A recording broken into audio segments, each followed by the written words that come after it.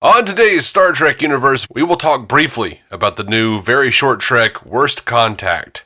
But our focus will be on Lower Decks 404, Something Borrowed, Something Green, right after these words from our mystery sponsors.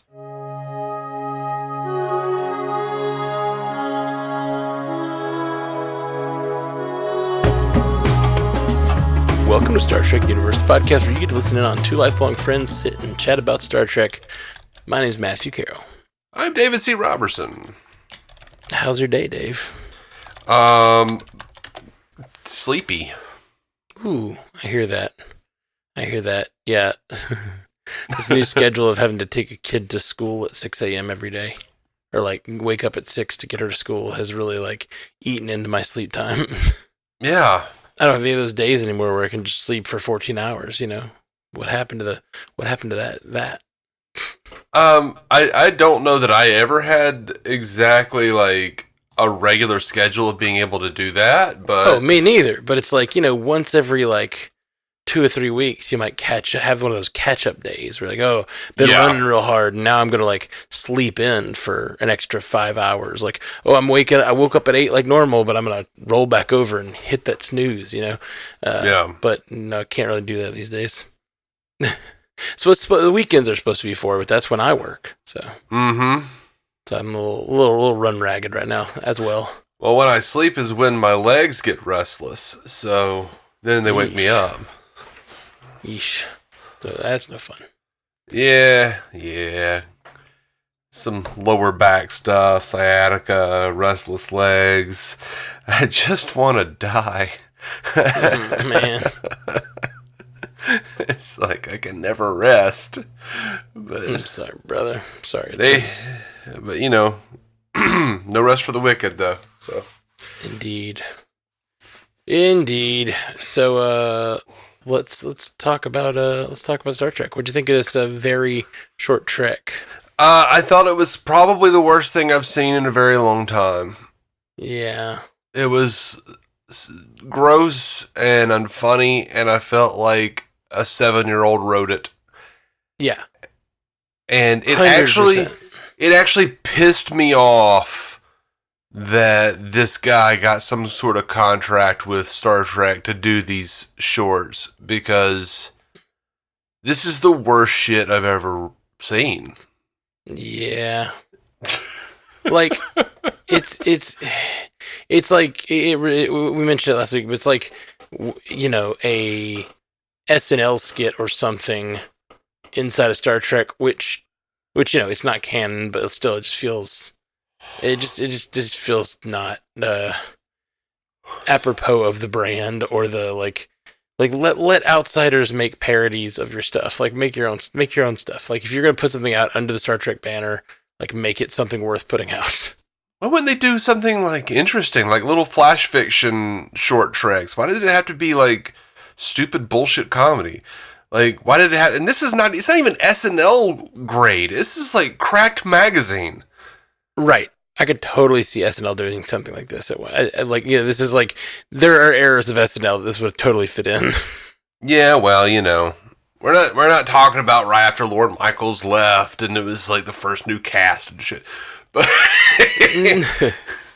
No. I think there's lots. I think it's the thing about SNL and that sort of stuff is that, like, there's a lot of bad, like, skits in there. Yeah. But when you think back at what you like, there's a lot of great stuff. But it's like one episode will have one great skit and like 6 or 7 terrible ones.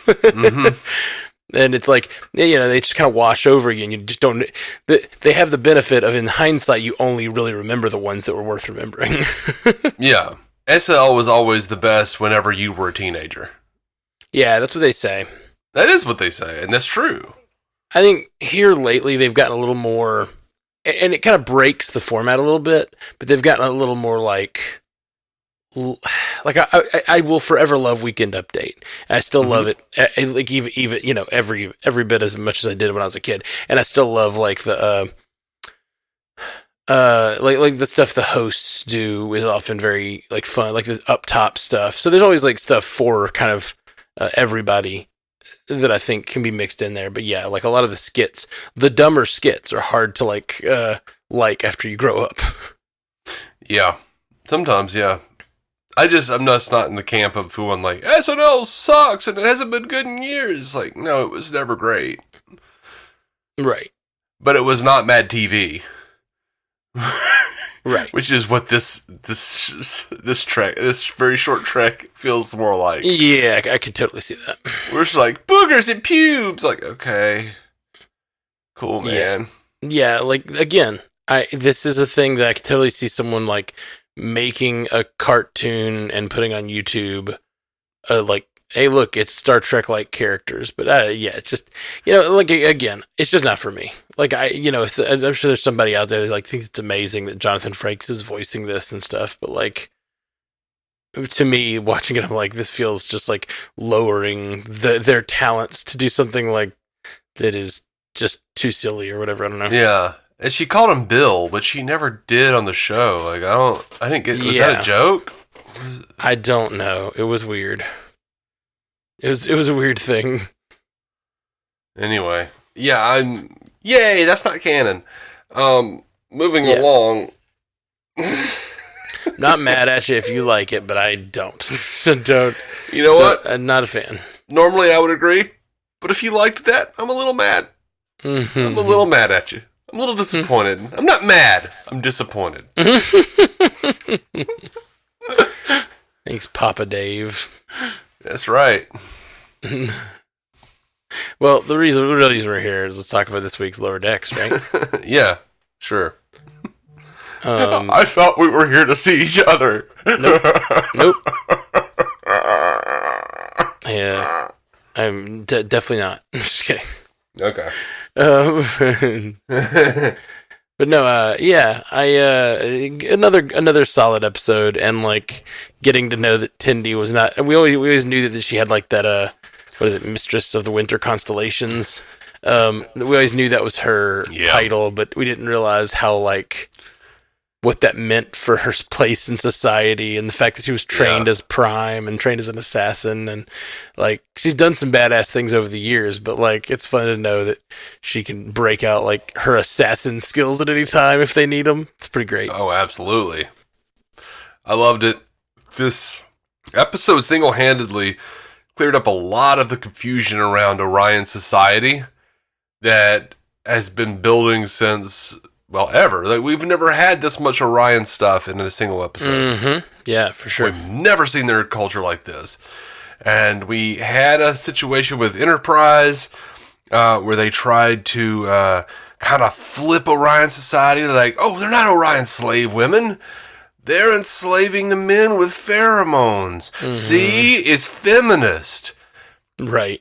And which kind of was also problematic in its own way. Sure. And, I like that this was just, like, this episode was just like, yeah, some of them have the pheromones, some of them don't. And, there's this aspect of society, and then there, I really liked, also, like, the commentary on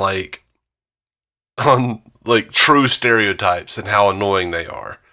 Like, I feel like everybody has in their culture something they're ashamed of and they don't want to admit is a true thing. Right. And they're like, they might be living like, I'm not the embodiment of that. Don't put that stereotype on me. And then like, you're like, well, okay, cool. I want to go meet your family. And you're like, oh God, please don't. Mm-hmm.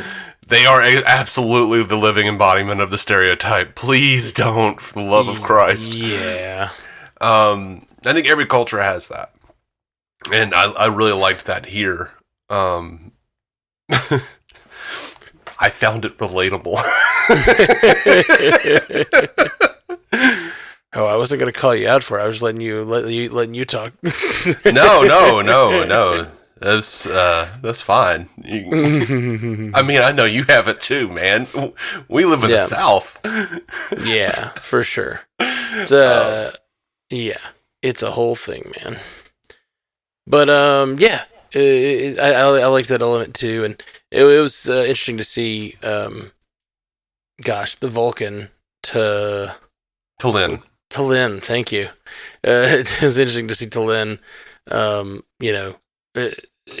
for ethical reasons, quit doing her study or whatever. But I don't. It was just. This is a stupid quibble because I know it's a cartoon and it's totally fine. But like throwing the pad out the window instead of just like deleting your report or like deciding not to report it. You know what I mean? Like why just throw the pad out the window? That was weird. That was weird. Like it was a nice concept, but if you had ethical reasons doing the report, you can just say I'm not going to do the report. You don't have to destroy it and then pretend it was corrupted. If you just don't have to do the report. Like I don't know, it was weird. Yeah, weird moment. Yeah, it is weird. It was almost as weird, and this is a common thing. This is a common thing they do in cartoons, or even just normal shows. But when her sister pops in, and she's like, "More like you did do," and she was like, "Erica," and it goes to commercial. I in no way ever have like in real life heard or done this where a family member or a friend pops out and says something, and I go, "Brittany!" Right? Like I feel like they should have just like deadpanned had her and been like, "Oh, cool. Okay, so this is my sister, Jerica." Yeah, I hear that, but it's also like, yeah, I think if you, I just hate it. I just hate that trope. Yeah, I hear that, but if you take that issue with this show, it's kind of like, what are you even doing? It is that cartoon show, that does like the over the top reactions and stuff. I mean, Boiler screams and runs away all the time. Like I know. It's that show. So I think like that's one of those. Yeah, you just gotta give it to it, Yeah, I normally do, but I just kind of felt like, oh God, I'm so tired of that. I just got to mention it every once in a while. I'll be like, oh, please, on the hope that one of the writers hears me sometime and goes like, oh my God, he's right. The other storyline was so stupid. Like, I enjoyed the Mark Twain stuff. It was really silly. Yeah, it was great. But it's so stupid to try. And I like that it didn't work. Like it all worked for me. I like that whole other second plot line too. But it was so stupid. Like them trying to get the captain and the two captains to like dress up as Mark Twain, like when neither of them are buying into it or have any connection to the character, or like the alien doesn't even know who this guy is. Like, why am I wearing this costume? Like it just made no sense whatsoever. Yeah. And they called it out. Like it was just a really stupid thing. I loved how stupid it was. Yeah, it was really stupid, and I don't necessarily buy that they would have realistically gotten so far as to be in costume in the holodeck. Right. Yeah. Exactly. Well, like try. I could see. Yeah. I can see the alien like not knowing their customs or something, and like coming in and like, okay, I guess I'll put this on. I guess I'll do this thing. It's part of your customs. He doesn't seem like that agreeable of a dude though, so like I don't know why he agreed to all of that. But I don't why they thought it was a good idea to ask the captain to do that, and why the captain would just go with it is so dumb. It's dumb on every level.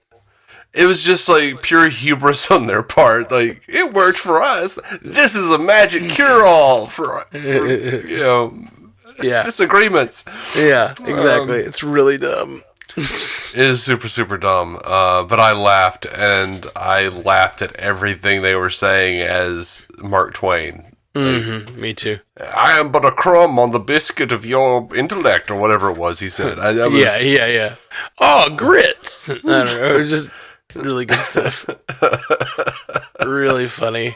And just the two of them, the confusion on the holodeck characters' faces because there's two Twains. Like, I don't know. It's just weird and funny, man. Oh, no. My favorite thing was when they started to talk like themselves, and like all the people staying around, the little kid goes, and they're like, oh, I say so. That was great. That was really, really great. So the little kid's just like, you're not talking right. Yeah. Oh man, we didn't mention it. We're talking about the Tendi storyline, but man, Mariner keep getting stabbed in the shoulder in the same place was so good.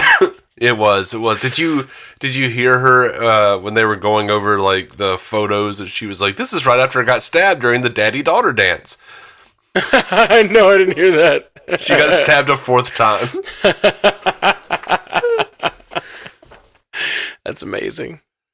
It's really amazing. Yeah, I loved that bit. It was real dumb, and my brain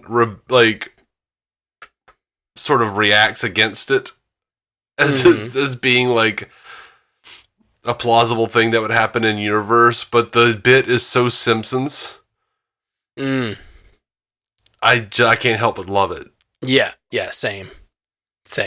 It's when she throws it and it like ricochets off of a wall, like Mariner's hiding and it like ricocheted off the wall and landed in the exact same spot.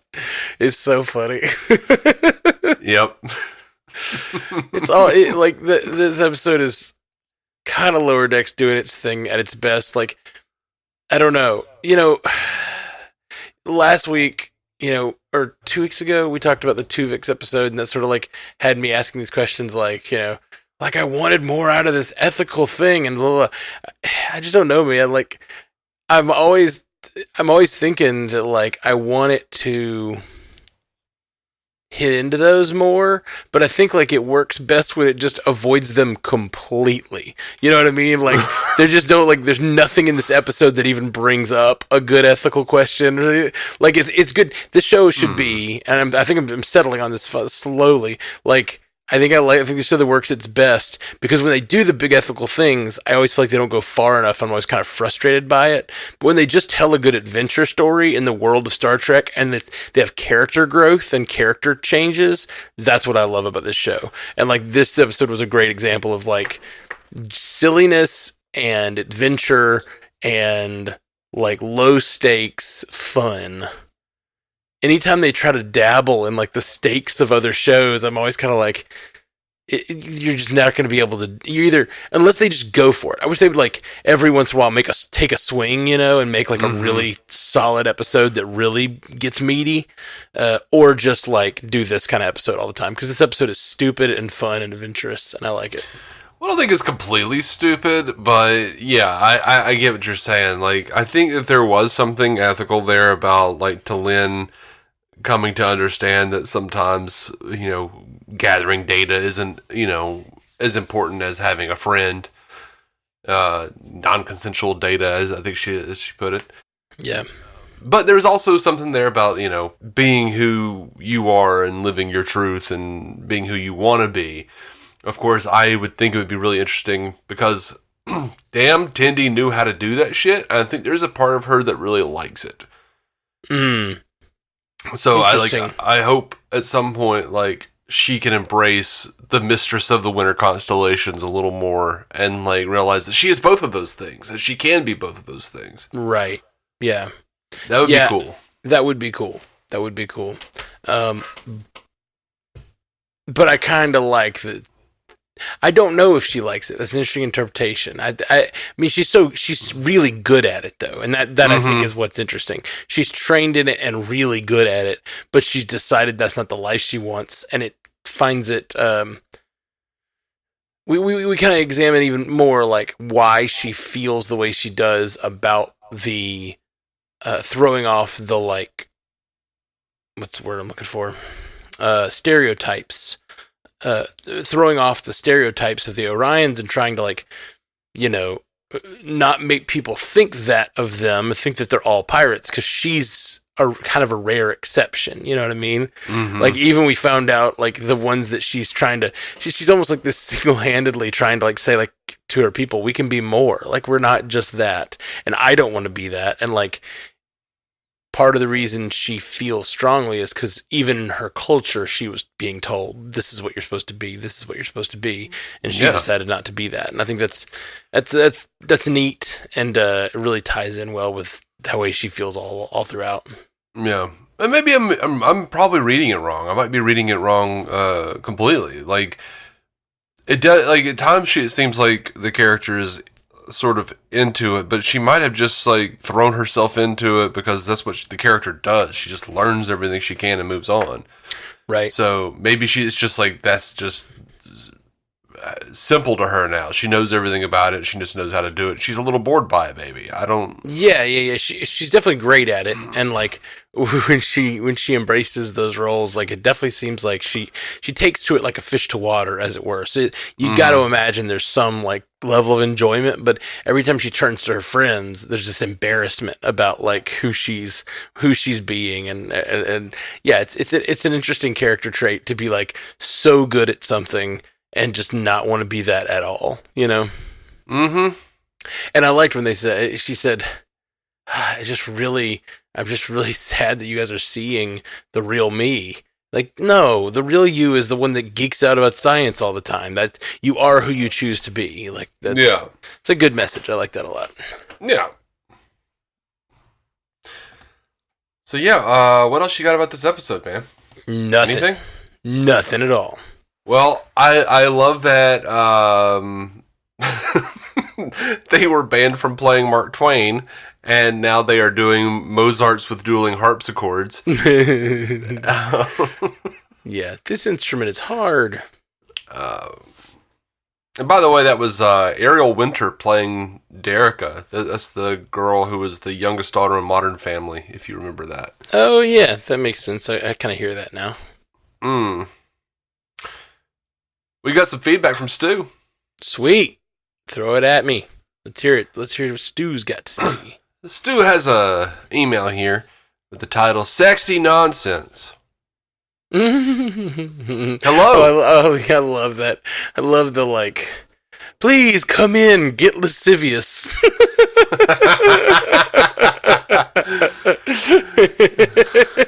That was good. Can I just I was kind of grossed out. Like they're like, "Oh, I'm hooked on the moans." I loved it. Like, I loved it. Oh my god! Just like it's because when he like, it seemed it was interesting because it seemed like there's. Sorry, Stu. We started to do your feedback and then we were just diving back into something. No. He reminded us that it's good. Yeah, like the whole. Stu's like, Jesus! I just said hi.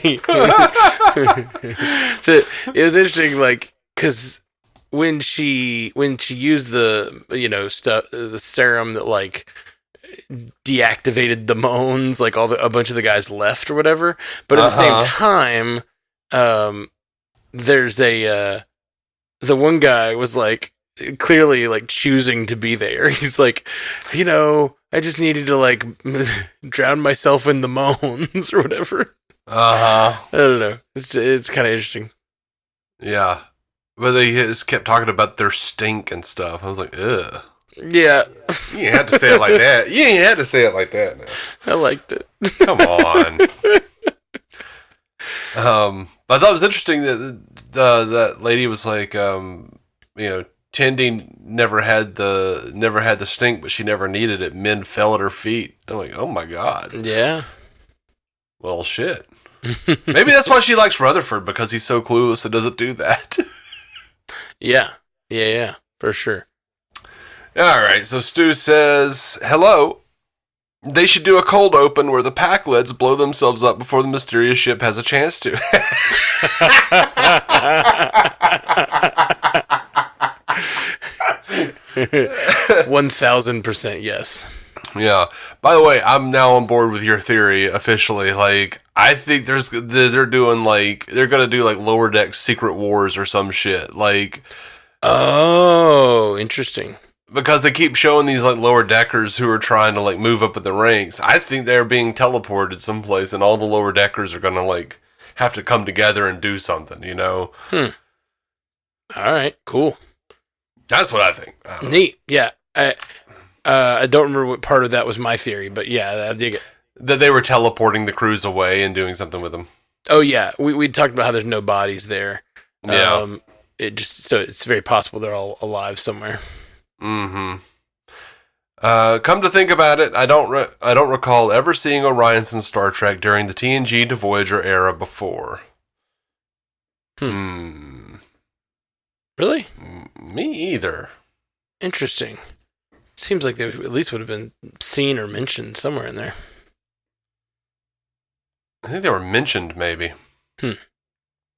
I feel like Mariner's repeated shoulder knife wounds could qualify as karma for when she drunkenly maimed Boimler's leg with a bat'leth in the very first scene of Lower Decks.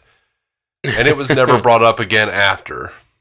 I mean, I think there's probably a lot of karma for Mariner beyond that.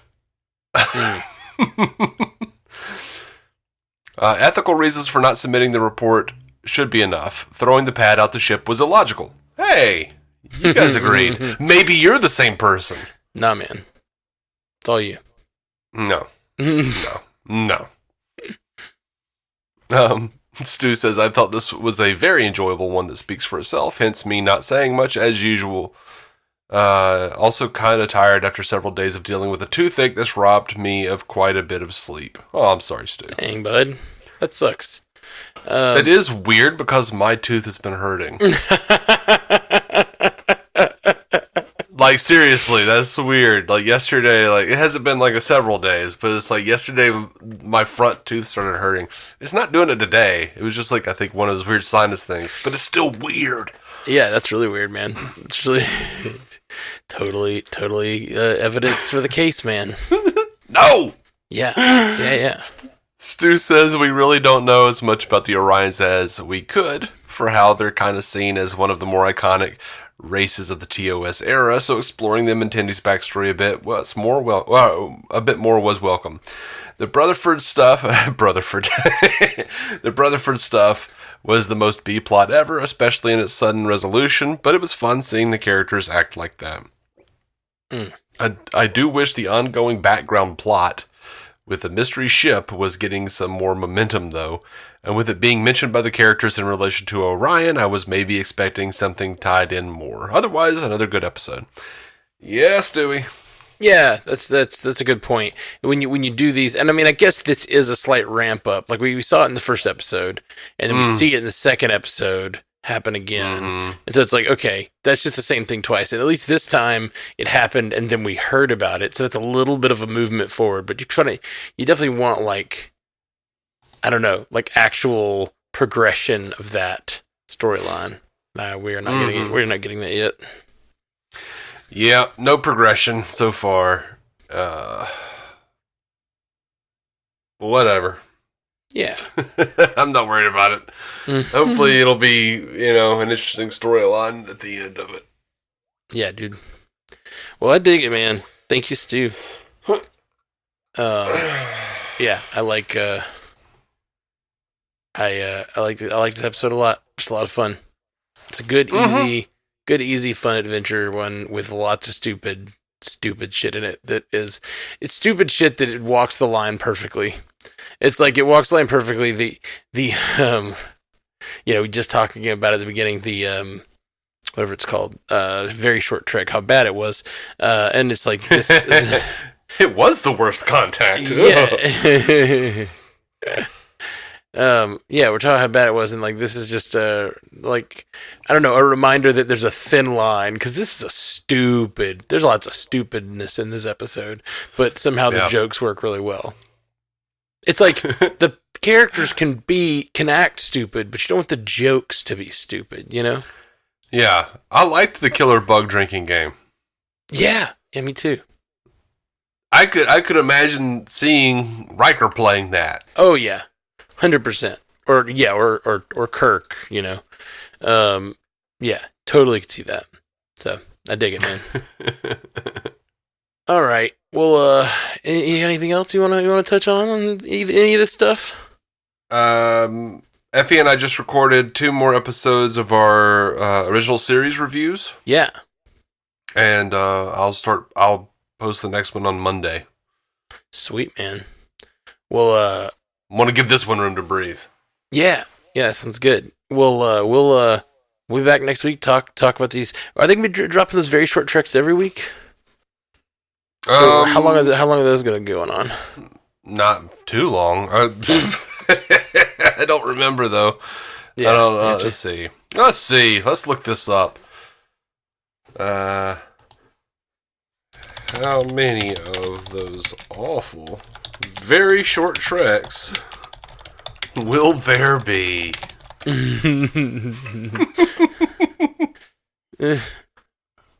So silly. I hope you typed all of that into Google. I did. Nice. There will be 5 of them, so we've got 2 more. Jesus. All right. I mean, whatever. I'm not like mad at it. It's fine. They exist. No. I mean, I'm a little mad at it. Like I'm getting there. I always say this.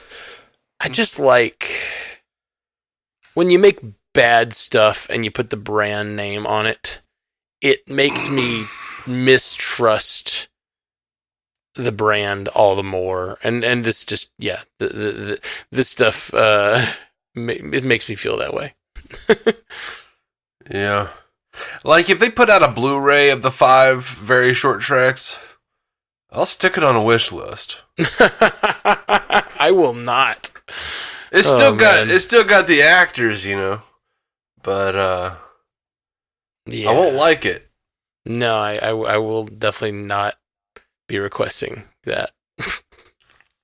Well, I'm a weirdo completist, but I hear you.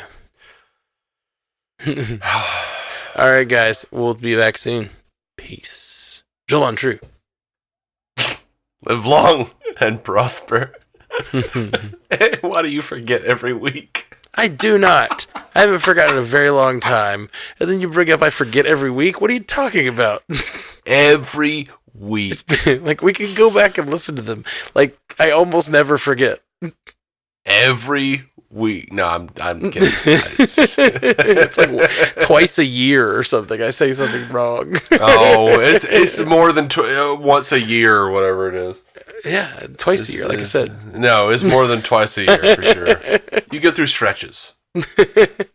Yeah, when we haven't done a show in a while, or like we take a break, I tend to come back and like be a little fuzzy because I end most of the shows by saying peace, and so get to that point, I'm like, that's not what I say here. All right, guys, we're out. Joel True. Live long, live prosperous. Mm-hmm. Thank you for listening to the Star Trek Universe Podcast, a Stranded Panda production. If you'd like to hear more from David C. Roberson, check out the DC On Screen podcast or maladjusted.tv for his web videos. If you'd like to hear more from Matthew Carroll, check out the Marvel Cinematic Universe podcast or listen to his music. Just search for Matthew Carroll anywhere you get music.